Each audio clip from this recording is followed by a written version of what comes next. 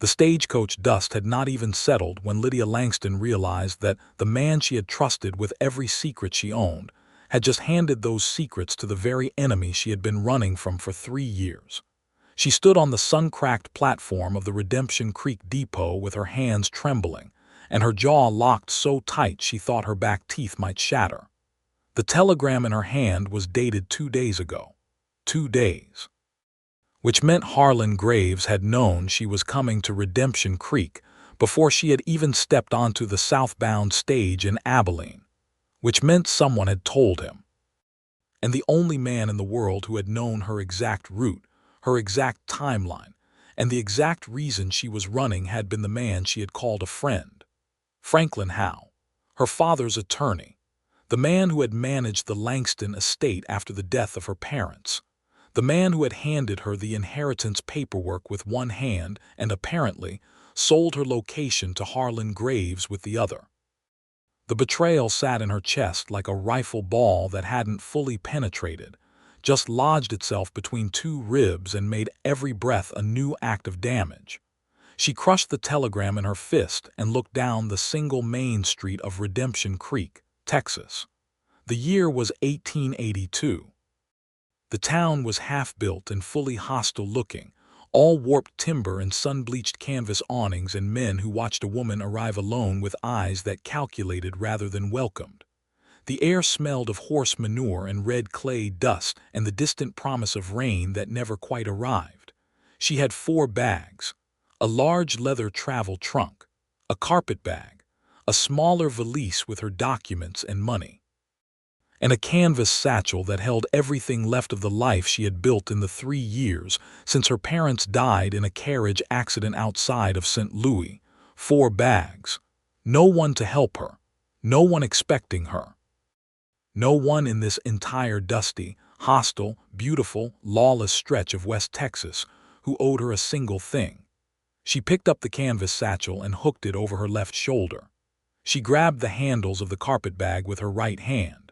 She looked at the travel trunk and the valise still sitting on the depot platform, and she felt the specific, particular exhaustion that comes not from physical effort, but from carrying everything alone for too long. She had been carrying everything alone for 3 years. She was 26 years old, and she felt, in that moment, like she had lived 4 decades inside of those 3 years. She was reaching for the valise when she heard boots on the platform behind her. Not rushing, not hesitant, just steady, deliberate footsteps that stopped directly beside her. She did not look up. She was expecting a porter or a drunk or one of those calculating men from the street who had decided that a woman arriving alone with 4 bags was an opportunity of some kind. What she was not expecting was silence. And then, without a single word spoken, without a question asked, without permission requested or explanation offered, a pair of large, sun-darkened hands reached past her and picked up the travel trunk. Then the valise. Then, as she straightened in pure astonishment and finally turned to look, he lifted the carpetbag from her fingers with a gentleness that was somehow more startling than the silence had been. She stood with only the canvas satchel on her shoulder, having carried everything alone for 3 full years, and she stared at the man who had just taken every single one of her bags without asking. He was tall. Not the showy kind of tall that announced itself, just the kind that was simply a fact of a person, like the height of a mesa. He had dark hair that was a little too long under a battered gray hat, and his jaw was sharp enough to cast its own shadow, and his eyes, when he finally looked at her, were a color she could not immediately name. Not brown, not green. Something between the two that reminded her of a river just before a storm changes its surface. He looked at her for exactly 3 seconds. Then he said, in a voice that was quieter than she expected from a man his size, "The Clearwater Hotel is 2 blocks north. The floorboards on the 3rd step creak, but the locks are solid and the proprietor's wife doesn't tolerate trouble." And then he started walking. Lydia Langston stood on the platform of the Redemption Creek depot with her mouth open for a full 5 seconds before she picked up her feet and followed him. She had not chosen to follow him. She was quite certain of that. It was simply that he was carrying all of her things, and she had nowhere else to go. That was what she told herself for approximately the next 4 minutes. Then she stopped telling herself that and started watching the way he walked, which was the kind of walk that belonged to a man who had long ago made peace with the fact that the world was dangerous and had decided to move through it anyway. She had been moving through it for 3 years in a constant state of braced anxiety, her shoulders up around her ears, her eyes scanning every room she entered for exits. Watching him walk made something in her chest do something she did not have an immediate word for. She filed it away and kept moving. This is how Lydia Langston arrived in Redemption Creek, Texas, on a September afternoon in 1882, carrying 1 bag instead of 4 and following a stranger whose name she did not yet know. She had come from St. Louis by train to Abilene, from Abilene by stage to the junction town of Colby Flats, and from Colby Flats by another stage to Redemption Creek, covering nearly 500 miles over 8 days because the most direct route would have taken her through Graves County, and Harlan Graves owned every square foot of Graves County, including its sheriff, its judges, and apparently its attorneys. The Langston family had owned 12,000 acres of prime grazing land in the eastern Texas Panhandle, purchased by her father, Daniel Langston, in 1871 during one of the early cattle boom surges.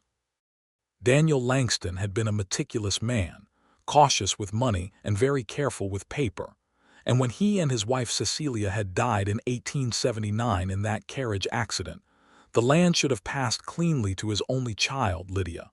Should have. Harlan Graves was a land agent and a speculator, and a man who operated in the space between law and lawlessness with the practiced ease of someone who had been doing it for decades. He was 53 years old, broad across the shoulders, and had the smile of a man who found other people's distress genuinely entertaining. He had been trying to acquire Langston land since 1874, when he had made her father an offer that Daniel Langston had rejected with considerable formality. After her parents died, Graves had appeared at the estate in St. Louis with what he claimed was a prior purchase agreement signed by her father. The document looked correct in every way except that Lydia knew, with absolute bone-deep certainty, that it was a forgery. She knew this because her father had discussed the Graves offer with her. He had told her he would never sell that land. He had told her the land was her future. Franklin Howe had examined the document and told her it appeared legitimate. She had gone to 3 other attorneys. 2 of them had told her the same thing. The third had taken her money and disappeared for 6 weeks and then returned with a stammering apology and the sudden conviction that the document was, in fact, genuine. Harlan Graves had gotten to all of them. She had spent 2 years fighting through Missouri and Kansas courts, burning through her inheritance in attorney fees, losing ground at every turn. Then she had discovered, through a contact of her own, that there existed a second will, one her father had drawn up specifically mentioning the land and explicitly cutting out any prior sale agreements, and that this will had been filed with a land office in Redemption Creek, Texas. Her father had apparently made the filing himself during a business trip to the region in 1877. The will was her proof. The will was her salvation.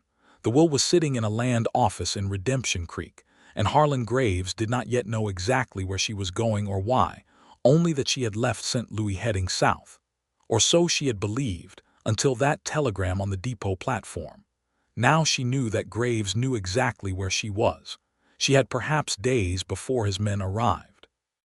The Clearwater Hotel was exactly where the stranger had said it was. He set her bags down at the front desk with a care that struck her as out of proportion to the circumstances, and then he stepped back and gave her room to conduct her business. The proprietor was a round-faced man named Mr. Clyde Birch, who had the harried look of someone running a business slightly larger than his organizational capacity. He found her a room on the 2nd floor, presented the rate, and showed her the key. Lydia paid, took the key, and turned to find the stranger already moving toward the door. "Wait," she said. He stopped. He turned, unhurried. I don't know your name, she said. And you just carried everything I own 2 blocks across a strange town without asking a single question. I'd like to know who I'm thanking. He looked at her for that same 3-second interval she was already beginning to think of as his particular way of deciding whether to speak. Stephen Weston, he said. Lydia Langston, she said. Something happened in his expression. It was subtle, barely a movement, but she had been studying people's faces for 3 years with the specific attention of someone whose survival depended on reading them correctly, and she did not miss it. His eyes sharpened. His jaw tightened by a fraction. He knew her name. You know who I am, she said. It was not a question. Another pause. I know the name, he said carefully. There was a land dispute notice filed in the county record 6 weeks ago. Your name was attached to it. Her heart was beating fast now, but she kept her face still. You read land records. I work for the county land office, he said. I'm the deputy registrar. The silence that followed was enormous. Lydia Langston stared at Stephen Weston, the man who had silently taken every single one of her bags and carried them to her hotel without asking for anything. And she understood that she had arrived in Redemption Creek and within 15 minutes stumbled directly into the man who could either save everything she had come here for or, if he was working for Graves, destroy it entirely. The second will, she said quietly, is real, he said. I've seen it. I cataloged it myself. The relief that moved through her was so sudden and physical that she had to grip the edge of the front desk. When did Graves's men last contact your office? She asked. His expression shifted again, and this time what she saw there was harder to read. Not guilt, not calculation, something more complicated, something that looked, if she was reading it correctly, like a man who had been sitting on a very heavy secret for a very long time. 3 days ago, he said, an attorney from Abilene. He was asking about the filing. I told him the records were unavailable for review pending a routine audit. Did he believe you? No, Stephen said. Which is why I'm going to need to move that document tonight. Lydia Langston looked at this man, this quiet, steady stranger who had taken her bags and now apparently intended to take her problem as well, and she felt something very specific occur in the architecture of her carefully defended interior life. It was dangerous, she told herself. Trust was the thing that had gotten her into this. Trust of Franklin Howe, trust of those attorneys, trust of a legal system that had proven itself remarkably flexible in the presence of enough money. She did not trust easily anymore, but she had watched Stephen Weston's hands when he picked up her bags. There had been no performance in it, no look-at-me calculation. Just a man who had seen something heavy being carried alone and had picked it up. Tell me about the document, she said. Tell me everything. Stephen Weston looked at her for a moment that stretched longer than 3 seconds this time, and then he said, Is there somewhere we can sit down? This is going to take a while. They sat in the small parlor off the hotel lobby, on chairs with horsehair cushions that were beginning to show their age, and Stephen told her. Her father's second will had been filed in October of 1877 by Daniel Langston himself, in person, at the Redemption Creek Land Office. At that time, the office had been run by a man named Rupert Clay, who was now deceased, having died of a fever in 1880. Stephen had been hired as deputy registrar in 1881 when the new registrar, a man named Earl Moffat, had taken the position. When Stephen had conducted the routine inventory of all filed documents as part of his duties, he had found the Langston filing and had noted its significance immediately. The document was a notarized will and land deed addendum, witnessed by 2 signatories whose names were on file, establishing that the 12,000 acres of Langston land in the eastern panhandle were to pass in entirety to Lydia Ann Langston upon the death of both parents, and explicitly voiding any prior or future sale agreements not personally executed and witnessed after the date of the document.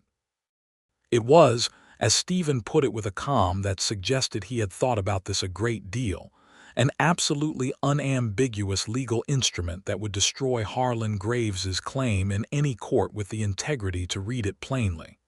"And Earl Moffat?" Lydia asked. Stephen was quiet for a moment.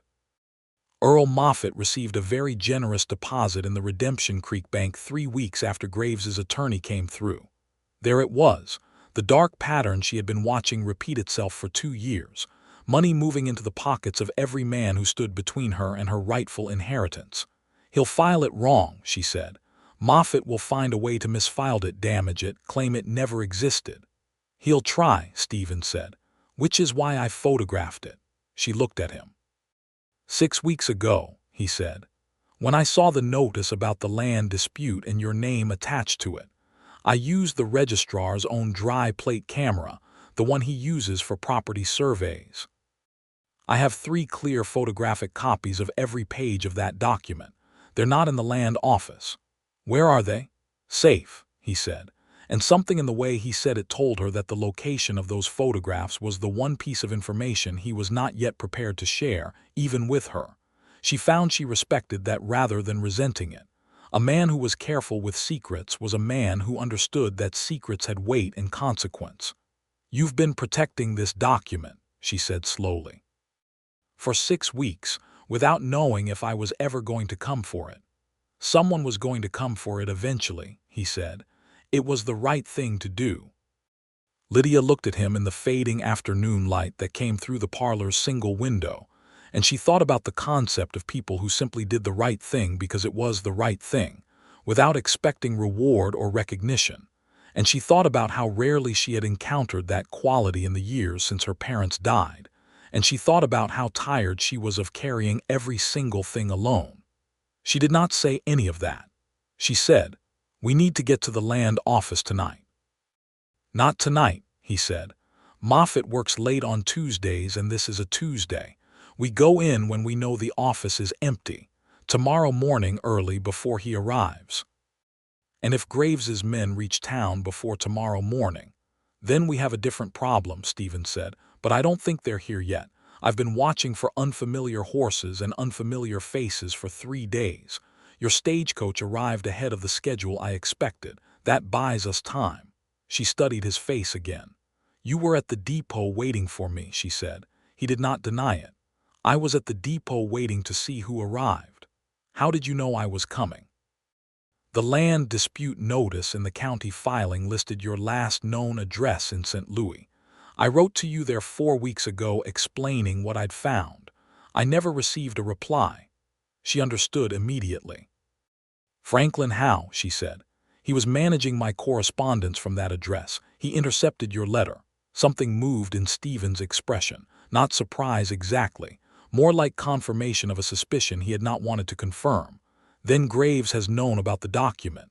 "Not necessarily," she said, thinking quickly. "Howe intercepted your letter, but if he passed it directly to Graves, Graves would have moved much faster to destroy the document. Maybe Howe is playing both sides, protecting his position with me while keeping Graves informed of my movements." "Which is worse?" Stephen said. "Yes," she agreed. "Which is worse?" They looked at each other in the parlor light, and the specific quality of that look was one that Lydia had not experienced in a very long time. It was the look of 2 people who had abruptly found themselves in exactly the same problem, with exactly the same stakes, and who had each, independently, decided they could trust the other. It was terrifying. It was also, she admitted to herself as she looked away, something adjacent to relief. They made a plan. Stephen would secure the original document and the photographs by noon the next day. Lydia had the name of a circuit judge named Harlow Beaumont who was known to be incorruptible and who would be in the town of Marfa, 3 days' ride south, for the next 2 weeks conducting his regular circuit. They would ride south with the documents and present the case directly to Beaumont before Graves could move to intercept. It was clean. It was logical. It required trusting a man she had met 45 minutes ago. She slept on it. Not well, because she never slept well in new towns, and because the knowledge that Harlan Graves's men were likely less than 2 days behind her made every creak of the hotel's old timber frame sound like footsteps.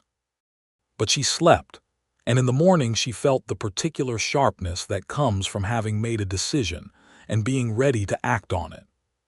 She was downstairs before dawn, wearing her traveling dress and her boots and the expression she had learned to put on in the last 3 years, the one that said she was not afraid and was not uncertain and did not need anyone's help, which was the expression she wore precisely because she was often afraid and frequently uncertain and was exhausted from needing no one's help. Stephen was already in the lobby. He had coffee, 2 cups. He handed her one without a word, and she took it and drank and said nothing because there was nothing to say that the coffee did not already cover. The land office was a single-story timber building on the eastern edge of Main Street with a painted sign over the door that had been bleached by the sun until it was barely legible. Stephen had a key, which was entirely proper since he was the deputy registrar, and they went in quietly in the blue pre-dawn light with a lantern that Stephen had brought. The files were in a large cabinet in the back room, organized by year and then alphabetically. The Langston document was filed under L in the 1877 section, exactly where it should be. Stephen located it in under 2 minutes and held it carefully by the edges and brought it to the main desk where the lantern light was clearest. Lydia looked at her father's handwriting on the first page, Daniel Langston's signature on the last. The notary's seal, stamped and unfaded after 5 years in a wooden filing cabinet in a West Texas land office. She had to breathe for a moment because her throat had closed. She had not seen her father's handwriting in 3 years. Stephen watched her without speaking and gave her the moment she needed without making her ask for it. She straightened. "The photographs," she said. He reached inside his coat and produced a flat oilskin envelope, and inside were the photographs, 3 of them, each one showing a page of the document rendered in clear, sharp detail. He had done this carefully, she could see. He had thought about the angles, made sure every word was legible. This was not the work of a man acting on impulse. This was the work of a man who had been thinking about this for weeks. "You've been carrying this alone," she said, echoing her own situation back at him before she realized she was doing it. He looked at her with those river storm eyes. "Seemed like the right thing to hold on to," he said. She put the original document in her valise with the photographs, and they relocked the office and stepped back into the street, and that was when the trouble arrived. There were 2 of them. She saw them before Stephen did, or perhaps at the same moment. 2 men on horseback at the far end of Main Street, sitting still in the early morning light with the specific stillness of men who have been waiting. One of them was wearing a brown coat she recognized. It was the coat of a man named Cole Driscoll, who worked for Harlan Graves as what Graves called an agent and what Driscoll was in actual practice, an enforcer. She grabbed Stephen's arm. "Back inside," she said. "Too late," he said quietly. "They've seen us," and they had. Driscoll and the other man were already moving their horses down the street. Stephen turned to her and his voice was very calm and very direct. "Give me the valise," he said. "Absolutely not," she said. "I'm not going to run off with it," he said, and there was something in his voice that was almost, not quite, amused. "If they take us both together, they take everything. We split up. You go back to the hotel and lock your door. I'll lead them away from the documents and meet you at the livery stable on the south end in 1 hour." She looked at him. She thought about Franklin Howe, about every man who had told her to trust him in the last 3 years. Then she thought about a man who had read land records and taken photographs and made 3 copies and hidden them carefully and gotten up before dawn and brought 2 cups of coffee and handed her one without being asked. She handed him the valise. 1 hour, she said. 1 hour, he confirmed. She walked back toward the hotel at a pace that was deliberate and unhurried, which was one of the hardest things she had ever done, because every instinct she owned was telling her to run.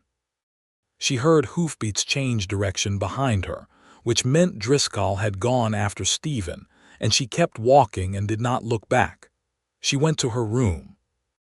She packed her canvas satchel with what she would need for 3 days of riding. She had a small Remington Derringer in her carpetbag that she transferred to the inside pocket of her traveling coat. She was not, she had decided a long time ago, going to be helpless on top of everything else. 50 minutes later, she was at the livery stable. Stephen arrived 8 minutes after that, on foot, without the valise, and her heart lurched so hard she felt it in her back teeth. Then she saw the oilskin envelope in his hand, and the valise strap over his shoulder, and understood that he had simply been moving carefully. He was slightly out of breath. There was a cut above his left ear that was bleeding slowly, dark against his jaw. "Are you hurt?" she asked. "Driscoll is faster than he looks," Stephen said, "but not faster than a fence and an alley that I know, and he doesn't." He touched the cut briefly and dismissed it. "The other man went back to wire someone. We have maybe 4 hours before this gets complicated." "Then we need horses," she said. They needed horses, and they needed them immediately, and the livery owner, a weathered man named Polk who smelled of hay and tobacco, charged them twice the reasonable rate when he saw the urgency in their manner, and Stephen paid without negotiating, because time was worth more than money right now. They rode out of Redemption Creek heading south before the full heat of the morning had settled. Stephen rode a gray gelding that moved like it had been covering difficult ground its whole life. Lydia rode a sorrel mare that was quick and even-tempered, and she rode well because she had grown up on a farm in Missouri and had been on horseback since before she could read. For the first hour they rode hard and said very little. The land around Redemption Creek was high plains scrubland, rough grass and caliche flats, and the occasional deep draw cutting through the limestone where cottonwoods grew in green clusters against all the dry odds of the landscape. The sky was enormous, and the morning air had a bite to it that would be gone by 10 o'clock and would not return until evening. After the first hour, when they had put enough distance between themselves and the town to slow to a pace that the horses could sustain, Stephen spoke. "Tell me about Graves," he said. She told him, all of it. The forged purchase agreement and the corrupted attorneys and the 2 years of court losses and the depleted inheritance and Franklin Howe's betrayal and the telegram on the depot platform. He listened without interrupting, which was something she had noticed about him. He listened the way some people read, completely, taking in every word. "Your father filed that document the year after Graves first made the offer," Stephen said when she finished. "He saw this coming 10 years ago." "He was a careful man," she said. "He always thought 3 steps ahead." Her voice caught slightly and she corrected it. "He would have trusted the land office in Redemption Creek precisely because it was obscure, far enough from St. Louis that Graves wouldn't think to look there immediately." "It was smart," Stephen said. "It almost worked." "It is going to work," she said. He looked at her sideways, and she thought she saw the beginning of something in his expression that was not quite a smile but was related to one. "Yes," he said, "it is." They rode through the late morning and into the afternoon, stopping once at a creek to water the horses and eat the biscuits and dried beef that Stephen had thought to acquire from the livery owner along with the horses, which she noted and appreciated without commenting on directly. The creek ran cold and clear over flat limestone, and the cottonwoods along its bank were just beginning to go yellow at their edges, the first hint of autumn pressing against the heat. She sat on a rock with her boots off and her feet in the water because it was either that or die of the heat, and Stephen sat nearby with his back against a cottonwood and his hat over his face, and she studied him when she was fairly certain he could not see her doing it. He was 30 years old, she would find out later. He had been in West Texas for 4 years, having come from Tennessee originally, from a family of small farmers, the third of 5 children.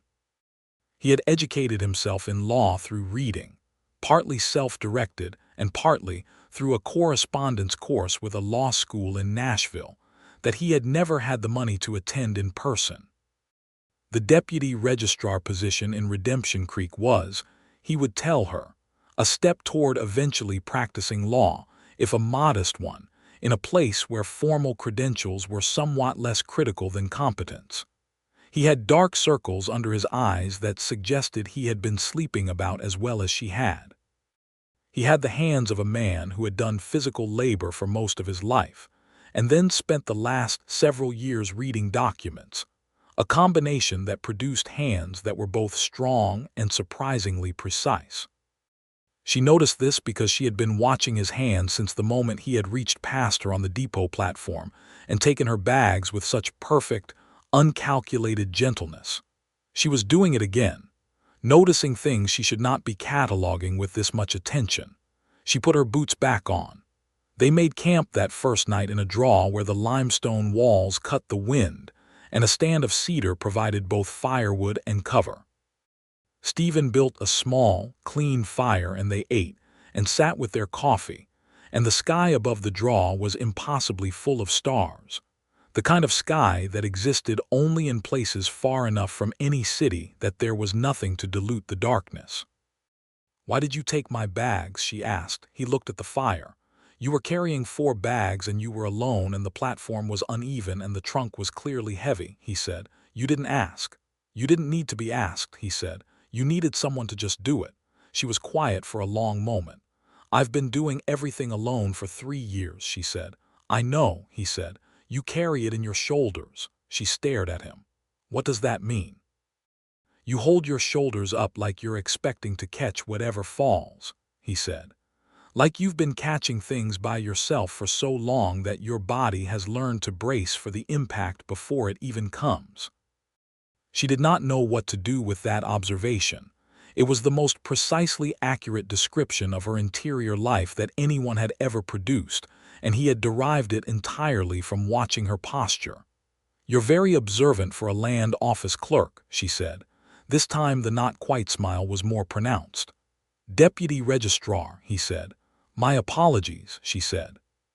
She woke in the night to the sound of distant horses, and lay completely still in her bedroll with her hand on the derringer for 20 minutes, until the sound faded and resolved into cattle, moving in the dark somewhere to the east.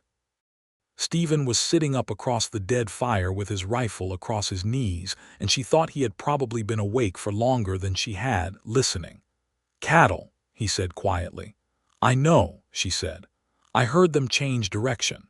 He looked at her in the starlight with that expression again, the one she was beginning to catalog as particular to him, the one that said he was revising something upward. She lay back down and looked at the stars and thought about her father and his careful, loving, far-seeing decision to file that document in a small land office in West Texas a decade ago, as if he had known she would need it. As if he had known he would not always be there to carry things for her and had tried, in the only way available to him, to leave something that could help. She thought about the fact that a quiet man she had met on a train platform had read that filing and understood its significance and made photographs, and hidden them and waited and watched. She thought about the feeling of handing him the valise that morning, which had been the single hardest thing she had done in 3 years, and also, somehow, the least alone she had felt in the same period. She fell asleep thinking about that. The second day was harder. The terrain changed south of the draw, becoming more broken, more canyon country, with deep arroyos cutting through the land in unexpected directions, and the caliche giving way to red clay and occasional fields of prickly pear that stretched as far as the eye could reach. The horses worked harder, and they had to manage their water more carefully. In the early afternoon they crossed a ridge, and Stephen, who had been looking back periodically in the unhurried way that she recognized as watchfulness rather than anxiety, said quietly, "3 riders, about 2 hours behind us." She turned and looked, and he was right. 3 small shapes on the ridge they had crossed an hour ago, moving in their direction. "Driscoll and 2 others," she said. "Probably," he said. "Graves has people in this county. They knew roughly where we were headed the moment we left town. Can we outpace them?" "Over distance, yes," he said. "The mare's in good condition and Paulk's gray is tough, but they'll push hard if they know we're heading for Beaumont." "Then we change how we move," she said. She had been thinking about this since the night before, lying in her bedroll watching the stars. "There's a mission station at Santa Elena Canyon. I read about it in a territory guide before I left St. Louis. It's run by a German missionary family named Hartman who have been there since the 1870s. They're known to be neutral. They help travelers. They don't turn people away. If we cut west toward the canyon instead of riding straight south, we add maybe 4 hours to our journey, but we have shelter, and we can lose Driscoll in the canyon country. Stephen looked at her with that expression that was becoming familiar to her. You planned a detour route before you left St. Louis, he said.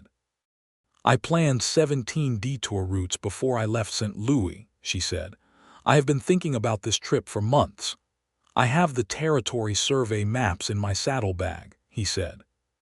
Let me check the canyon approach. He pulled the maps, which were proper government survey maps printed in 1879, and they studied them together with their horses standing hip to hip in the heat, and she was very aware of how close they were standing, and how his finger moved across the map with the same careful precision she had noted before, and how he smelled of cedar smoke and leather and dust, and something underneath all of that was simply him. She moved her attention back to the map. Santa Elena Canyon, he said, tracing the route. If we cut west at this creek, we can follow the dry wash to the canyon mouth. The terrain would make tracking difficult. Can we reach the mission before dark? If we move now, he said. They moved.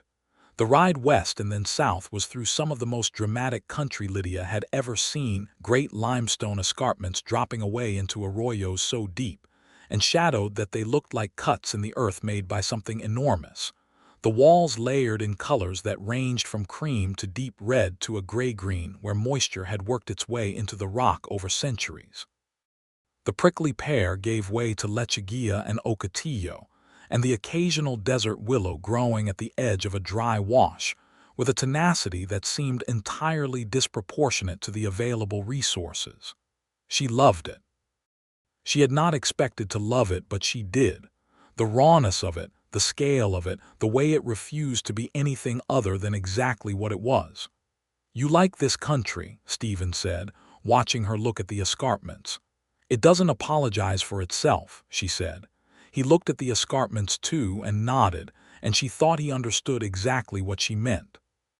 The canyon country closed around them in the late afternoon, the walls of the arroyos rising and narrowing, the sound of their horses' hooves changing as the ground went from open earth to limestone shelves. The light was extraordinary in here, coming in slanted and golden and bouncing off the pale walls in a way that made everything luminous. They found the mission station as the sun was touching the western rim of the canyon, a cluster of adobe buildings tucked against the canyon wall beside a spring that ran clear and cold from a crack in the limestone.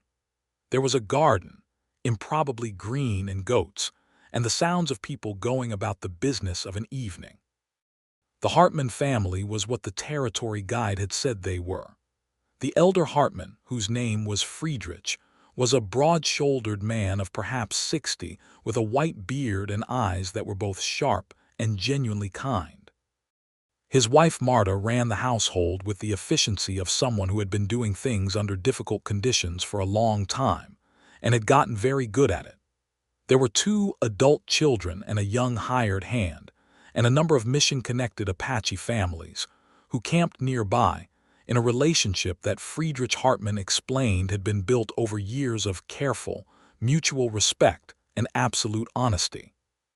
They were given food and water, and a place to sleep, and asked nothing in return except courtesy and honesty about their situation, and Lydia and Stephen provided both. Marta Hartman looked at Lydia over the supper table with the frank assessment of a woman who had been reading people in isolated circumstances for decades and said, "You are running from something." "Running towards something," Lydia corrected. "The running from is incidental." Marta looked at Stephen, then at Lydia, then back at Stephen. "Yes," she said, in a tone that meant something more than the single syllable it contained, and turned back to her supper. Lydia did not ask her what she meant. She was afraid she already knew. They spent 2 hours that evening with Friedrich Hartman, who knew the territory south toward Marfa better than anyone Lydia had spoken to. He confirmed that Judge Beaumont's circuit court was indeed sitting in Marfa, and provided them with a route that avoided the two main trails that Driscoll would likely be watching. He also told them, with a directness that she appreciated, that 3 strangers had passed through the canyon mouth heading west earlier that afternoon on horses that were being pushed hard. "Not following us into the canyon," Stephen said. "Going around," Friedrich said. "There is only one road into Marfa that makes sense for men in a hurry. They will be there before you." Lydia and Stephen looked at each other across the mission table in the lamplight. "And we need to arrive in a way they don't expect," Lydia said. "And we need to get to Beaumont before Graves does," Stephen said. "If Graves wires Beaumont directly, if he has something on the judge or can get to him before we present our case in open court, we could lose the document even if we arrive with it intact." This was the hidden danger she had been trying not to think about. Beaumont's reputation was clean, but reputations were things that Harlan Graves had been destroying for 30 years. "Do you know anything about Beaumont personally?" she asked Stephen. "He oversaw a land case 3 years ago in Presidio County," Stephen said slowly. "Ruled against a cattle syndicate that had been pressuring small ranchers off their land. The syndicate had money. Beaumont ruled against them anyway and wrote an opinion that was published in 3 newspapers." "That's good," she said. "The syndicate was backed by Graves," Stephen said. She straightened. "Graves already lost to Beaumont once." "Which means Graves hates him," Stephen said, "and Beaumont knows it. Which might make the judge more motivated to rule correctly, or it might make him cautious about provoking Graves again. We have to get there first and make our presentation before Graves can apply pressure," she said. Friedrich Hartmann had been listening with the patience of a man who had been present for a great many human crises over the years. "There is a faster route to Marfa," he said, "but it is difficult country and requires someone who knows it.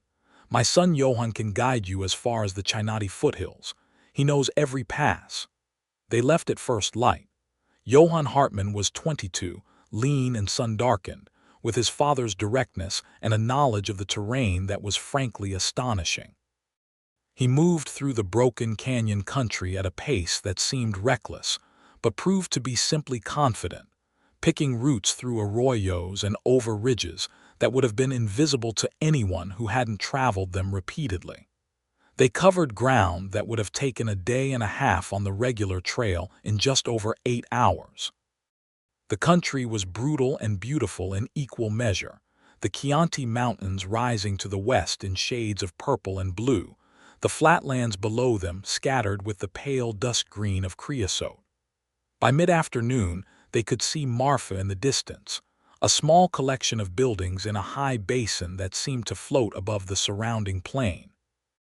Johann left them at the foothills with directions to a specific address in Marfa, a boarding house run by a woman named Mrs. Eliza Crane who was a friend of the Hartman family and could be trusted absolutely. He shook their hands with an adult firmness and turned his horse back toward the canyon.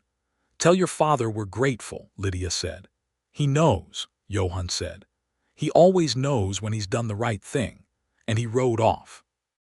They entered Marfa from the north, which was not the direction Driscoll would be watching. The town was larger than Redemption Creek, with a proper county courthouse, and a hotel with a painted facade, and several businesses that looked as if they had decided permanence was worth investing in. Judge Beaumont's circuit court was sitting in the courthouse. Mrs. Eliza Crane was a small, angular woman of perhaps 55 with white-streaked hair and a manner that combined extreme efficiency with what felt like genuine warmth, though the warmth was rather well concealed beneath the efficiency. She had a room for Lydia and a stable for the horses and supper on the table in 40 minutes without apparent effort. She also had, as it turned out, a great deal of useful information. Harlan Graves had arrived in Marfa the previous afternoon by private coach, with 2 attorneys and 3 men who were not attorneys. He had gone directly to the courthouse and had spent 3 hours in a meeting, the nature of which Mrs. Crane did not know but about which she was deeply suspicious, as she was deeply suspicious of Harlan Graves in general on the grounds that he had tried to acquire a piece of land belonging to a friend of hers 4 years ago through means that were, in her words, disgraceful. "Has he spoken to Judge Beaumont?" Stephen asked. "The judge arrived today from Alpine," Mrs. Crane said. "He is staying at the Presidio Hotel. Graves went a call on him this afternoon. Whether Beaumont received him, I don't know." Lydia looked at Stephen and Stephen looked at Lydia, and they both came to the same conclusion at the same moment. "We need to see Beaumont tonight," she said, "before he wakes up tomorrow to whatever Graves has arranged." "The judge doesn't see parties ex parte," Stephen said carefully. "If we approach him privately, outside the court setting, we could give Graves grounds to challenge the case on procedural grounds." "Then we don't approach him as a party," she said. "We approach him as a citizen presenting evidence in a criminal matter. The forgery, that's not the same case. That's a separate criminal complaint." Stephen was quiet for a moment, and she could see him working through the legal architecture of it. "The forged purchase agreement Graves used," he said slowly. "If we present it as a criminal matter rather than a civil land dispute, we bypass the civil procedure rules. The judge has broader discretion to receive evidence. And Graves cannot challenge the approach without admitting he knows we're here and why," she said. Stephen looked at her with an expression that was not quite the not quite smile anymore. It was something fuller than that, something that involved his eyes as well as the corners of his mouth. "You have a very good legal mind, Miss Langston," he said. "I spent 2 years in Missouri courts," she said. "I learned from losing." They went to see Judge Harlow Beaumont at 7 o'clock in the evening. He was in the hotel's private dining room, finishing supper alone with a book, which Mrs. Crane had confirmed was his habit. He was a tall man, thin, perhaps 65, with a scholar's face and reading spectacles that he looked over rather than through when they approached his table. He was not pleased by the interruption. He heard their names and his expression changed very slightly. He was not pleased by that either, but for different reasons. "Sit down," he said, "both of you." They sat. He listened to everything. He looked at the original document. He examined the photographs with his spectacles properly on, leaning close. He read every page of the original filing 3 times. When he was finished, he sat back and looked at them both, and the expression on his face was one that Lydia could read without difficulty. It was the expression of a man who had seen something very clearly and was deciding how to act on it. "I saw Graves this afternoon," Beaumont said. "He presented me with papers claiming that this document had been found to be fraudulently filed by an unknown party, attempting to interfere with a legitimate land transaction. He had what appeared to be a signed affidavit from the Redemption Creek land registrar." Stephen's expression went very still. "Earl Moffett," he said. "That was the name," Beaumont confirmed. "Moffett received a bank deposit 3 weeks ago," Stephen said. "I can provide the bank records to support that claim." "I have no doubt," Beaumont said dryly. He picked up the original document again and held it to the lamp. "The filing seal on this document is genuine. I know Rupert Clay's work. I've seen it many times over many years. This was filed by Clay in 1877, and it is absolutely authentic." He set it down. "Graves knew I was coming to this circuit, and he moved to preempt you. He assumed you wouldn't arrive in time." "He was nearly right," Lydia said. Beaumont looked at her over his spectacles. "Your father was a prudent man, Miss Langston. He was the best man I've ever known," she said. There was a pause in which the only sound was the lamp and the distant noise of the hotel's common room and the enormous Texas night outside the windows. "I will hear this case as an emergency criminal matter tomorrow morning at 9 o'clock, Beaumont said. "I am issuing a temporary injunction this evening preventing any transfer, sale, or encumbrance of the Langston property pending the outcome. I'm also issuing a summons for Harlan Graves and his attorneys and one for Earl Moffett, who will need to explain that affidavit." He took off his spectacles and looked at them both. "You should both be prepared for Graves to resist this," he said. "He has men in this town, and he is not a man who accepts legal defeats quietly. I am going to ask the county sheriff to provide security for both of you tonight and for the court proceedings tomorrow. Do you understand?" "We understand," Stephen said. Beaumont nodded. He looked at Lydia one more time. "Go get some sleep, Miss Langston, you look like you need it." She did. She did not get much of it. She lay in the clean, narrow bed in Mrs. Crane's boarding house and listened to the night and thought about tomorrow and thought about the 3 years behind her and thought about what came after, if the after she was hoping for actually materialized. She had been so focused on surviving the fight for so long that she had not allowed herself to think very much about what winning looked like. She thought about 12,000 acres in the Eastern Panhandle. She thought about her father's vision for that land, cattle and perhaps horses, a real working ranch, something built to last generations. She thought about whether she could build that alone. She thought about Stephen Weston in the room down the hall, who had taken her bags on a train platform because it was the right thing to do, and had been quietly protecting her interests for 6 weeks before she arrived, and had ridden through canyon country with her, and sat beside a campfire, and told her she carried her shoulders like she was waiting to catch whatever fell. She thought about him for too long, and then she made herself stop and look at the ceiling instead. The ceiling was not very interesting, and her thoughts went back to him almost immediately. She gave up arguing with herself at some point, and simply admitted that she had feelings for Stephen Weston that were neither appropriate to the length of their acquaintance nor convenient to the circumstances, and that she was going to have to decide what to do about them once the more immediate crisis was resolved. She was, she thought, going to have to be brave about this in a different way than she had been brave about everything else.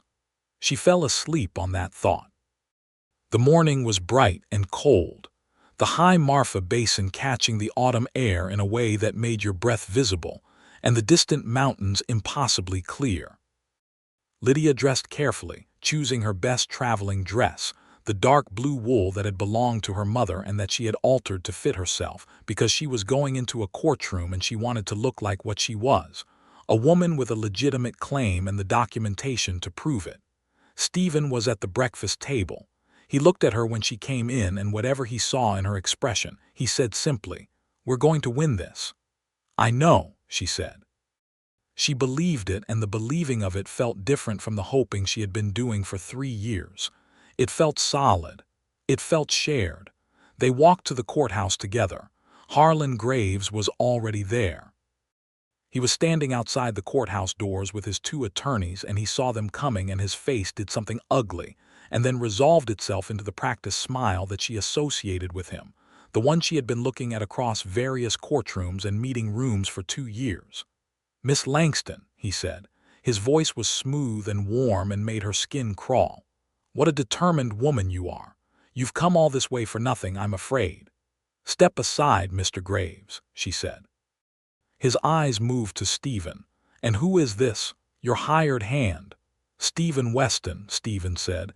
His voice was very quiet. "Deputy Registrar of the Redemption Creek Land Office. I filed the documents in this case, and I will be testifying to their authenticity." Something shifted in Graves's expression. The first real crack in the smooth exterior. He had not fully accounted for Stephen. He had been focused on Lydia, on the woman he had been running in circles for 2 years, and he had underestimated the man standing beside her. His attorney stepped forward to say something, and the courthouse doors opened and the bailiff appeared. "The court is convening," the bailiff said. "All parties inside." They went inside. The hearing lasted 4 hours. Judge Beaumont ran it with the precision of a man who had seen every variety of legal maneuvering and had long ago lost patience with all of them. He heard Graves's attorneys present their claim. He heard the affidavit from Earl Moffat. He examined the allegedly prior purchase agreement that Graves was presenting as legitimate. Then he heard Lydia. She spoke for 40 minutes.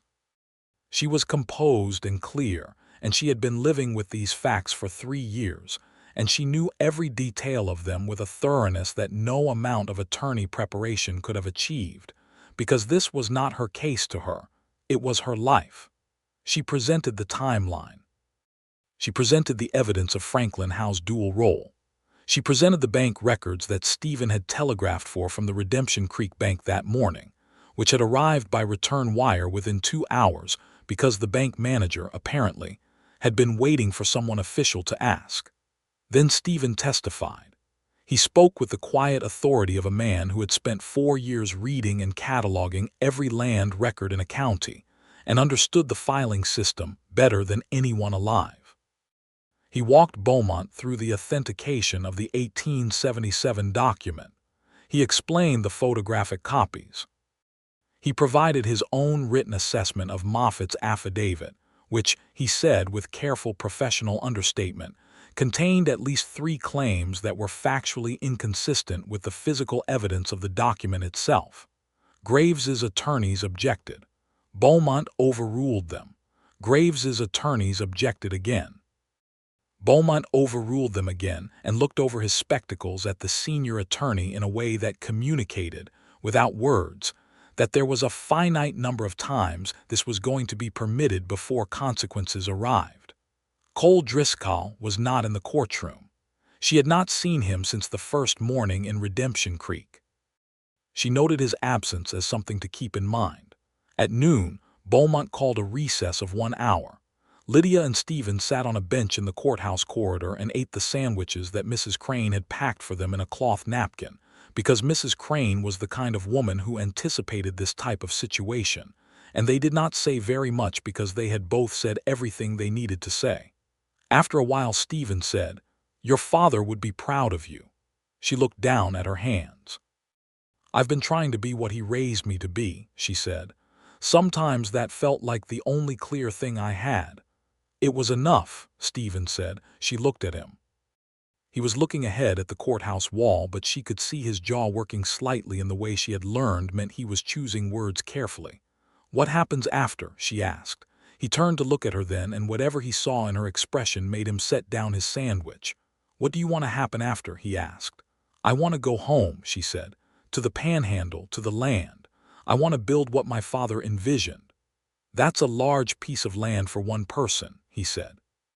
"I'm aware," she said, a pause, the kind of pause that had weight. "I've been thinking about leaving the land office," he said. "For some time, it's not what I came west to do." "What did you come west to do?" "Build something," he said. "I'm not sure I had a clearer idea than that when I came, just that I wanted to build something that would last." She thought about 12,000 acres in the eastern Panhandle, and a man with careful hands and a quiet voice and the specific quality of attention that he gave to everything he decided mattered. "That's an interesting answer," she said. "It's an honest one," he said. She looked at him for a long moment, and then the courthouse clock in the corridor chimed the end of the recess, and they both stood up and went back in. Beaumont returned at 1 o'clock precisely. He settled into his chair, adjusted his spectacles, and looked at the courtroom with the expression of a man who had made up his mind some time ago and was now going to explain his thinking. He ruled. The 1877 Langston land filing was authentic, properly executed, and legally binding. The alleged prior purchase agreement presented by Harlan Graves was, in the judge's opinion, consistent with fraud, and he was referring the matter to the federal district attorney for criminal investigation. Earl Moffat's affidavit was disregarded in its entirety. The temporary injunction on the Langston property was made permanent pending the completion of the criminal investigation, after which title would revert cleanly to Lydia Ann Langston. He looked directly at Harlan Graves over his spectacles when he finished and said, in a tone that was perfectly even and perfectly cold, "I will remind Mr. Graves that this is the second time I have been asked to adjudicate a matter involving his business practices, and I find them, on second acquaintance, no more legitimate than on the first." Graves sat very still. His face was composed in the way of a man who had learned to receive legal setbacks without visible expression, but his hands on the table were pressed flat against the wood and the tendons were showing. His attorney began to speak about an appeal. Beaumont said with magnificent finality, "That is your right, of course. Court is adjourned." The gavel came down. Lydia sat absolutely still for 3 full seconds. Then she covered her face with her hands, not crying, just needing a moment of darkness and privacy in which to be a person who had just won a 3-year fight and could let herself know that.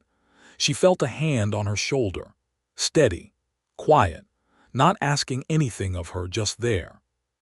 She lowered her hands. Stephen was looking at her with something in his expression that was full and open in a way she had not seen on him before, the careful restraint he usually wore set aside, and she understood in that moment that whatever she felt for him was entirely mutual.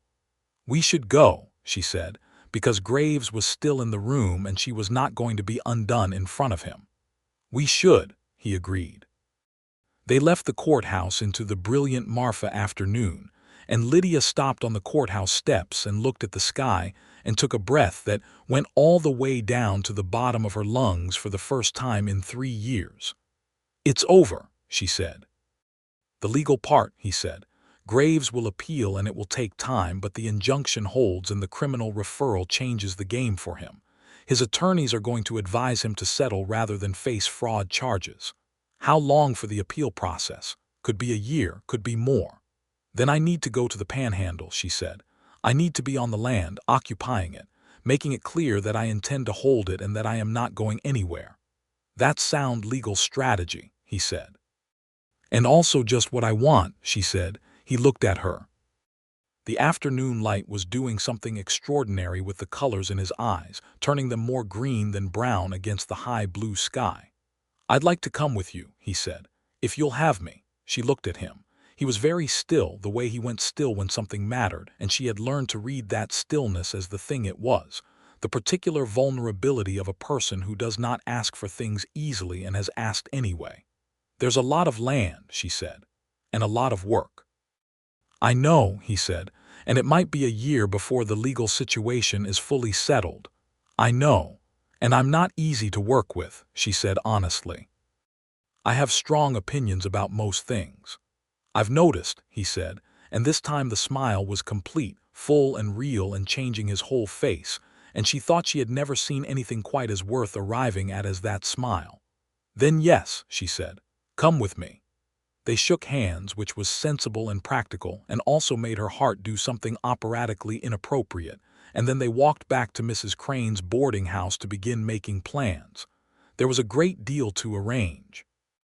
Beaumont's written ruling would take 3 days to finalize and copy. They needed to wire ahead to the Panhandle Land Office to register their arrival and intention to occupy. They needed supplies for the journey north, which was considerably longer than the journey south had been. They needed horses for a longer haul, and Mrs. Crane, who it turned out knew everyone within a 200-mile radius who owned anything worth knowing about, provided introductions to a horse dealer who gave them a reasonable price on 2 good ranch horses, a buckskin and a bay, plus a pack mule for the supplies.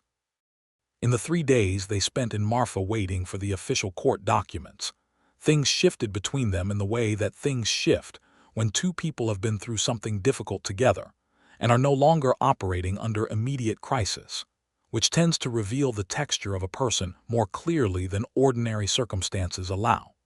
She found out that he had been reading law in his spare time for 6 years and had a genuinely extraordinary memory for precedent and statute. He found out that she could navigate by stars better than anyone he had met, having learned it from her father, and that she had a very dry sense of humor that she mostly deployed in situations of stress, because it was one of the mechanisms she had developed to keep herself from being overwhelmed. He cooked. She had not expected this. He made a simple beef stew one evening in Mrs. Crane's kitchen that was considerably better than simple beef stew had any right to be, and when she said so, he looked quietly pleased and said he had learned from his mother, who had maintained that cooking was a skill worth having regardless of your sex, an opinion that Lydia found she agreed with entirely. On the second evening, they sat on Mrs. Crane's porch in the cold Marfa night and watched the stars appear over the mountains, and she told him about her parents, really told him, the full picture, not the legal summary she had given courts and attorneys, but the actual story of who Daniel and Cecilia Langston had been. Her father reading aloud at supper. Her mother's extraordinary kitchen garden and her equal extraordinary stubbornness about what she planted in it regardless of what the weather suggested was appropriate. The way they had talked to her as if she were always worth the full truth. Stephen listened with his characteristic complete attention, and when she finished he said, "They sound like people who knew what mattered." "They did," she said. "It was the best thing they gave me, knowing what matters and what doesn't." He looked at the mountains. "What matters," he said, not rhetorically, as if he genuinely wanted to hear her answer. "Honesty," she said. "Real work, people who show up without being asked." She paused. "Land that your father believed in enough to protect it for you 10 years before he knew you'd need it.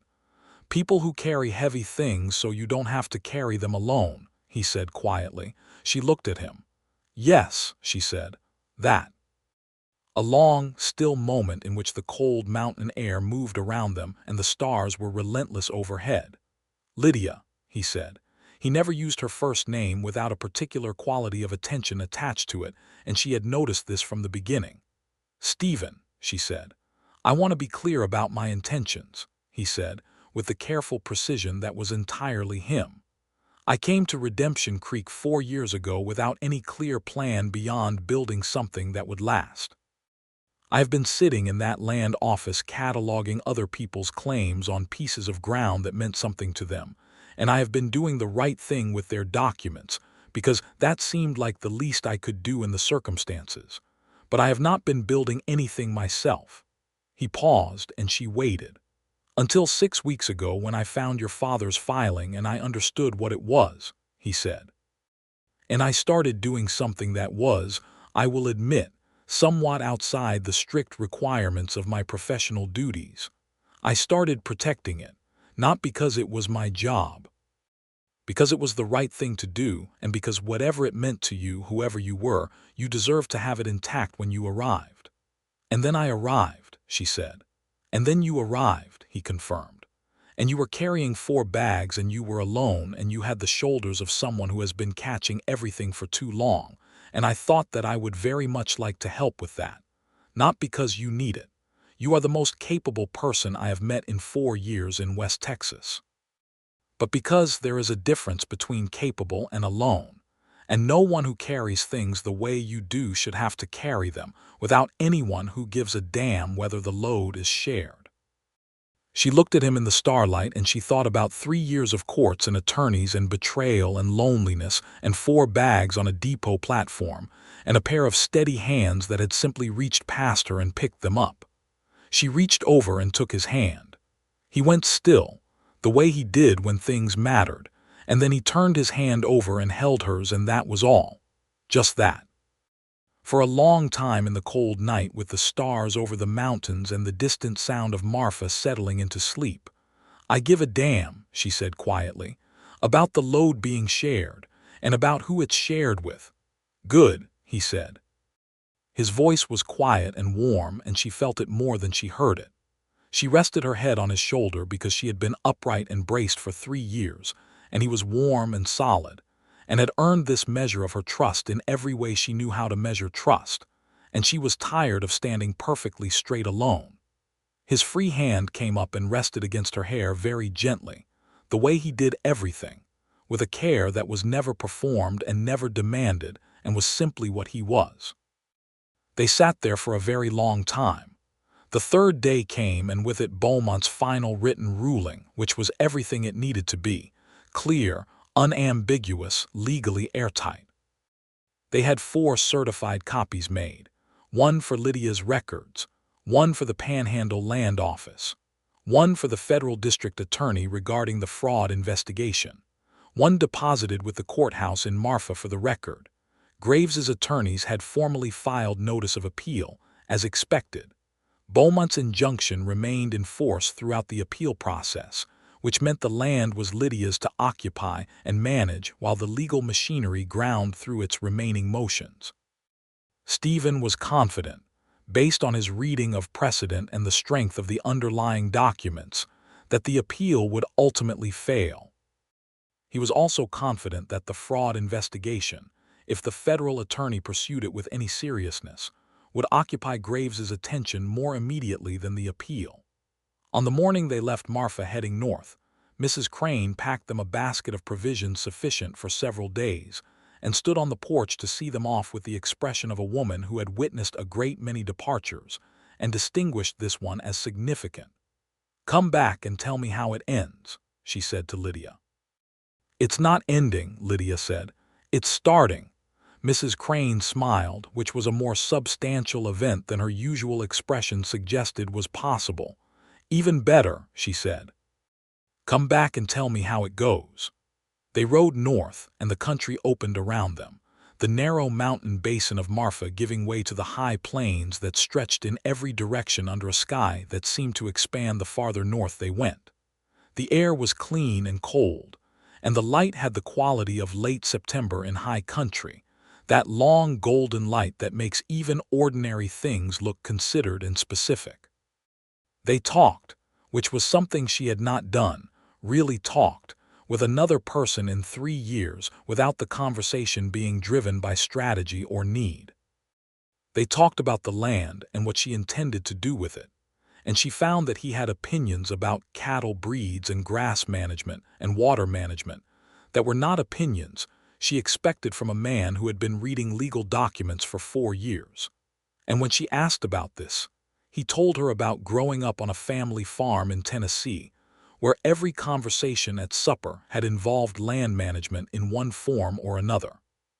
She talked about her mother's garden in Missouri, which had produced, improbably, everything from kitchen herbs to roses, and how Lydia Langston had maintained that the secret was not soil or water or sunlight, but paying attention. Knowing what each plant needed specifically rather than assuming they all needed the same things. "Good principle for most things," Stephen said. "She was a wise woman," Lydia agreed. He told her about the first time he had read a legal text that had made him understand what the law was supposed to be, the fundamental architecture of it, the way it was meant to be a structure that protected people's ability to live and work and own and be safe in what they had built. He had been 17. It had changed how he understood the world. "And then you got to the actual practice of law," she said, "and found that the structure had been built into somewhat by people with different interests," he said, "but you stayed with it. You can't fix a thing from outside of it," he said. She thought about that for a while as they rode. The sun moved west and the shadows of the horses stretched long and blue across the pale grass. They stopped for the night beside a creek that was still running, a rarity in this season, fed by a spring that Stephen found by reading the topography with the same kind of attention he applied to everything. They made camp and built a fire and cooked a simple supper, and she found herself thinking, as she had been thinking increasingly over the past several days, about the specific quality of quiet that existed between them. It was not the quiet of two people who had nothing to say. It was the quiet of two people who had enough to say that they had become selective about when to say it, which was, she thought, a considerably more intimate condition. On the second day of the northern ride, they passed through a small settlement of perhaps 30 families, homesteaders mostly, and the woman who ran the general store there recognized the name Langston from the land dispute notices, and gave Lydia a look that was partly curious and partly something that Lydia took a moment to identify as respect. "We heard about the Graves business," the woman said. "He's been buying up land through this whole county for 5 years. People have been watching your case." "I didn't know that," Lydia said. "People who are fighting the same fight watch each other," the woman said simply. She looked at Stephen. "You the one who kept the document safe?" "I was the one who found it," he said. "Your honor belongs to Daniel Langston, who was smart enough to file it in the right place 20 years ago." The woman nodded, satisfied with that answer, and sold them supplies at a generous rate. Riding out of the settlement, Lydia looked at Stephen and thought about what it meant to live in a place rather than just occupy it, what it meant to be part of the particular community of a landscape. "I want to be that," she said. "What?" "A person who people watch and respect because of what they're building, not because of what they're fighting." "You can be both," he said. "The fighting is almost done." The Panhandle land came into view on the afternoon of the fourth day of riding north, a sweep of grassland under a wide sky, gentle rolls of terrain that were deceptive in their flatness, hiding draws and hollows that revealed themselves only as you moved through them. There was a line of cottonwoods in the middle distance that marked a creek. There were the ruins of a small structure, a lined shack that had stood on the property when her father had purchased it and had apparently been allowed to fall into disrepair. Lydia stopped her horse at the property boundary, which was marked by old cedar post stakes that her father had put in himself, and she sat there for a moment and looked at it all. Stephen sat beside her and did not say anything, which was the right thing, and after a while she said, "Hello," to the land, very quietly, the way you would speak to something that had been waiting for you for a long time. Then she rode in. They established themselves in the surviving part of the lined shack for the first weeks while they planned what came next. The structure's roof had collapsed on one end, but the other half was solid enough to provide shelter and a base of operations. Lydia registered their occupancy formally with the nearest land office, which generated the appropriate legal record. She wrote letters to the federal district attorney in the Graves fraud case and to Judge Beaumont confirming her occupation of the property. She wrote to her contact in St. Louis, a woman named Ruth Chambers who had been a friend of her mother's, and who had, unlike Franklin Howe, never given her any reason for doubt, asking for assistance in engaging a new attorney for the ongoing appeal management.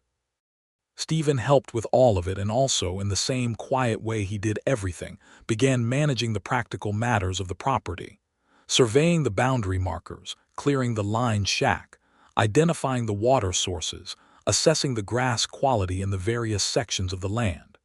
In the evenings they sat together and talked about the plan for the ranch, and it grew more specific and more real with each conversation.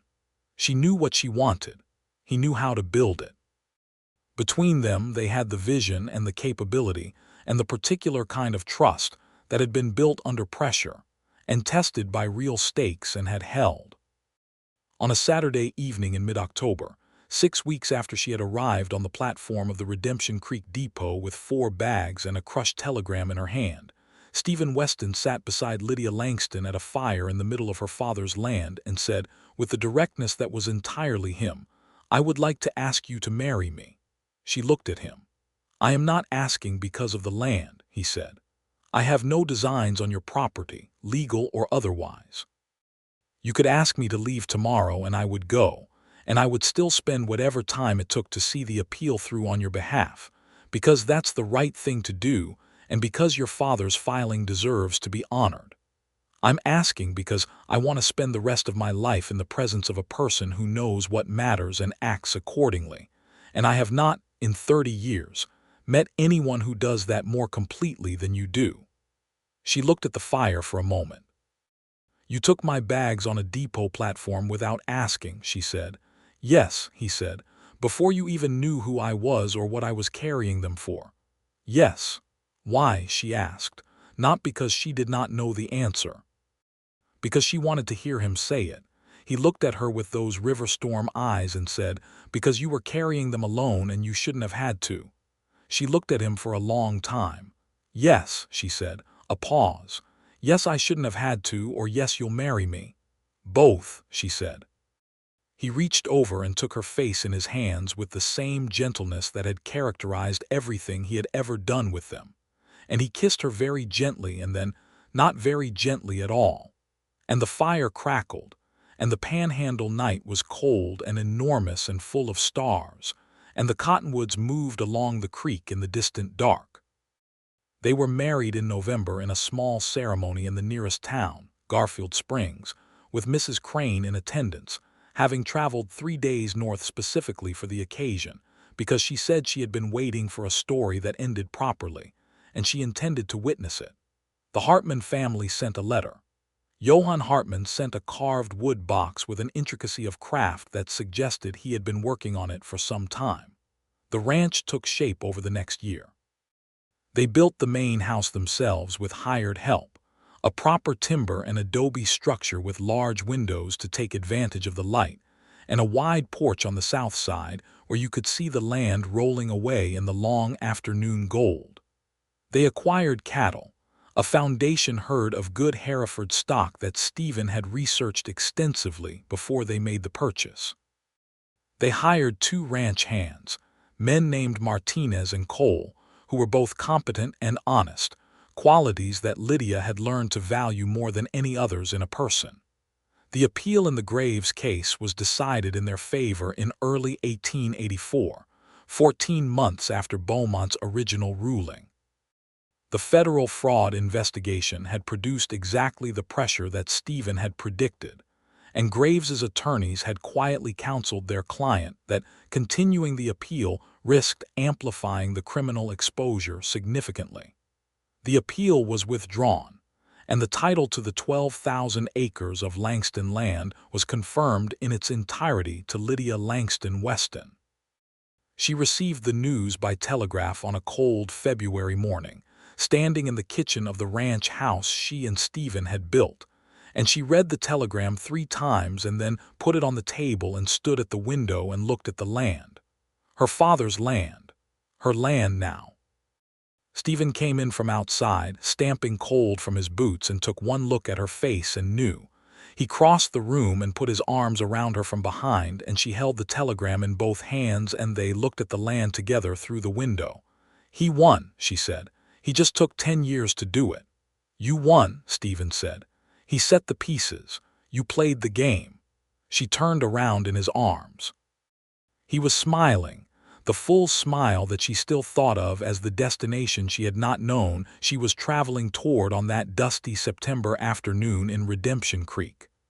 "We won," she said, which was accurate and also, she felt, the most important word in the sentence. Their son was born in the spring of 1884, in the ranch house, on a morning when the Panhandle was just coming into the vivid green of its brief spring season, and the cottonwoods along the creek were putting out their new leaves in that particular trembling pale green that lasts only a few weeks and looks like the land making a promise. They named him Daniel, after her father, which had been her idea, and his middle name was Edward, after Stephen's father, which had been his. Stephen held the baby with the same careful, precise hands that had taken her bags on a depot platform, and held her face and built a house and managed a ranch, and she thought that some people simply had a quality in them that showed up in everything they did, a particular kind of steadiness that was not the absence of fear or uncertainty, but was simply the choice to be careful and present regardless. She lay in the ranch house bed with the Panhandle spring coming through the window and her husband holding their son, and she thought about what her father had known when he filed that document in a small land office in West Texas in 1877. That things of value needed to be protected ahead of time, that you planted what you wanted to harvest, that the future was worth building for even when you could not see it clearly. She thought she understood him better now than she ever had. Not just the grief of losing him, but the gift of what he had left her. Not only the land and the document and the careful legal provision, but the example of a man who had known what mattered and had acted accordingly. She thought she was doing the same thing now. Building what she wanted to harvest, planting for a future she could not see entirely but believed in completely. By 1885, the ranch was profitable, the herd grown and productive, the land managed carefully and worked with the specific attention that Cecilia Langston had once advocated for kitchen gardens, and Lydia now applied to 12,000 acres of Texas Panhandle grassland. They had added a proper barn, a bunkhouse for the hands, a kitchen garden that would have met with Cecilia's approval, and a small but deliberately chosen library in the ranch house whose contents reflected the 2 people who had assembled it: law and land management and natural history, and the novels that Lydia had been reading since she was 7 and that Stephen had discovered, somewhat to his own surprise, that he loved. Franklin Howe was tried and convicted in the Missouri courts for his role in the fraud conspiracy and disbarred. Lydia did not attend the trial. She had said what she needed to say in her sworn deposition, and she did not need to watch the mechanics of his consequence. Harlan Graves, stripped of his legal position with respect to the Langston land, and under ongoing federal investigation for the broader pattern of fraudulent land acquisitions, contracted a serious illness in the winter of 1884 and died in early 1885. There was no satisfaction in this for Lydia, only a particular settling of the air around the whole situation, a sense of something that had been held in tension finally releasing. The land was clean. The title was clean. The work was real and hers and shared. Earl Moffett had quietly resigned from the Redemption Creek land office the week after Beaumont's ruling and had not been seen in the region since. His replacement was a careful young woman named Clara Hughes, who Stephen corresponded with regularly on matters of shared professional interest, and who ran the office with an integrity that made him feel the 4 years he had spent there had left something worthwhile behind. Their second child arrived in 1886, a daughter they named Cecilia Ruth, for Lydia's mother and for Ruth Chambers in St. Louis, who had been a source of honest friendship throughout the years of legal struggle, and who cried a great deal when she received the letter announcing the name.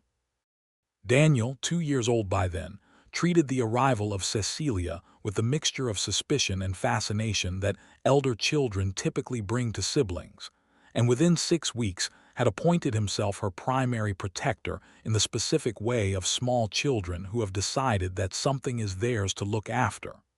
Lydia watched this and thought about protection, about the different forms it took. Her father's form, careful and far-sighted and quietly powerful, a document in a filing cabinet that had not needed to be activated for a decade. Stephen's form, immediate and practical and completely without performance, a pair of hands that simply reached past her and picked up what was heavy. Daniel's form, 2 years old and wide-eyed, and entirely committed to the proposition that his sister was under his care. She thought about what it meant to be protected and to protect, to be held by someone and to hold them back. Stephen came in from the porch where he had been reading the latest letter from his attorney colleague regarding the final settlement of a small outstanding legal matter from the Graves estate, and he found her sitting with Daniel beside her and Cecilia in her arms in the late afternoon light coming through the big windows in that way it had in October, and he stopped in the doorway with his letter in his hand. She looked at him. "Good news?" she asked. "Everything settled," he said. "Every last piece." She nodded. She had expected that. He came and sat beside her, and Daniel climbed over him with the enthusiasm of a child who had decided his father was a piece of terrain to be navigated, and Stephen put his arm around her shoulder, and she leaned into him the way she had learned to lean into things that were solid, not because she could not stand alone, but because she had learned the difference between standing alone from necessity and standing alongside someone by genuine choice. She had carried everything alone for 3 years. Then a quiet man on a depot platform had taken her bags without asking, and everything had changed not because he had carried those bags, but because in the carrying of them he had made visible a quality she had been trying to find in the world for a very long time. The kind of person who sees what is heavy and simply, without announcement, picks it up. She had been looking for that person and also being that person all at once, and the particular grace of Stephen Weston was that he was exactly the same contradiction, strong enough to carry things alone, and honest enough to understand that carrying things together was different from carrying them alone in a way that mattered enormously. Their life on the Panhandle was not without difficulty, because nothing built on real ground ever is. There were the dry years when the grass gave less than they needed, and they had to sell cattle earlier than planned and recalculate everything. There was the summer a fire moved through the eastern section of the range and burned 300 acres before they got it under control, and the loss of that grass took 2 years to recover. There were the ordinary difficulties of raising children in isolated country, and the specific difficulties of running a large ranch with limited labor, and the constant management of water in a region that did not produce it reliably. There was also, consistently and throughout all of it, the specific pleasure of a shared life. The pleasure of waking up in the same bed every morning and conducting the day alongside someone whose company you genuinely preferred to solitude. The pleasure of building something together and watching it grow, and knowing that every solid piece of it had been constructed with shared attention and shared work, and a level of mutual trust that had been forged under real pressure and had held. Stephen eventually took and passed the Texas bar examination in 1887, which he had been preparing for in the evenings over the preceding 3 years, studying at the desk in the ranch house library with the lamp burning late and the Texas night pressing at the windows. He did not leave the ranch to practice, having long since concluded that what he wanted to build was here, but his legal knowledge proved invaluable in managing the ranch's own affairs, and also in the service he increasingly provided to neighboring families navigating land claims and the ongoing complications of settling a territory that was still, in many ways, working out its legal architecture. He became, without having set out to become it, exactly what he had come west to be, a man building something that would last, in a place that needed him specifically, doing work that mattered because it was real. Lydia watched this and loved him for it with the particular depth of feeling that comes from knowing a person fully, and finding that the fuller your knowledge, the more complete your admiration. They added a third child in 1888, another son, whom they named Thomas, after no one in particular except that the name suited him from the first moment. Thomas was a different character from Daniel, quieter and more interior, with his father's habit of watching before he spoke, and his mother's habit of making her mind up thoroughly when she finally did. Cecilia, in between, was something entirely her own, loud and cheerful, and organizing everything around her with an executive confidence that made the entire household run marginally better when she was awake and considerably noisier. Daniel Langston's 12,000 acres of West Texas panhandle became, under his daughter's hand and her husband's steady partnership, exactly what he had envisioned when he purchased it in 1871 and protected it with that far-sighted filing in 1877. A working ranch, a real place, a home that would carry the family forward into the future he had believed in. Lydia stood on the south porch on a September evening in 1889, 10 years after her parents had died, and 7 years after she had stood on a depot platform in Redemption Creek with 4 bags and a crushed telegram, and every intention of carrying it all alone. The light was the October prelude light, long and gold, and the land rolled away from the porch in every direction under a sky that was still doing the enormous Texas thing it did at this hour, the blue going deep at the zenith and warm at the horizon. Stephen came out and stood beside her and handed her a cup of coffee without asking, and she took it, and they stood there together looking at the land. She thought about the platform, about 4 bags and an empty horizon, about the specific loneliness of carrying everything alone when you do not yet know that someone is about to appear and simply, quietly, take every single one. "What are you thinking about?" he asked. "The platform," she said. He was quiet for a moment. "The Redemption Creek depot. I was so tired," she said. "I didn't know how tired until I wasn't carrying it anymore." He put his arm around her. "You did not have to give me any of it," he said. "You would have found another way." "Maybe," she said, "but this way is better." He pulled her closer and she rested her head on his shoulder, and the panhandle evening came down around them, the cottonwoods along the creek going gold and the first star appearing at the edge of the deep sky. And from inside the house, she could hear Daniel's voice, 9 years old and full of authority, arbitrating some dispute between Cecilia and Thomas with the seriousness of a person who had decided fairness was worth maintaining. The sound of it made her smile. The feel of his arm around her made her certain. This was what it meant to have arrived. Not at a destination that was static or finished, but at a place where what you were building was real, and who you were building it with was exactly right, and the ground under your feet was yours, genuinely and legally and completely yours, protected by a father who had seen 10 years ahead and carried forward by a woman who had carried it across 500 miles of wild country, and a man who had quietly, without asking, picked it up. She drank her coffee.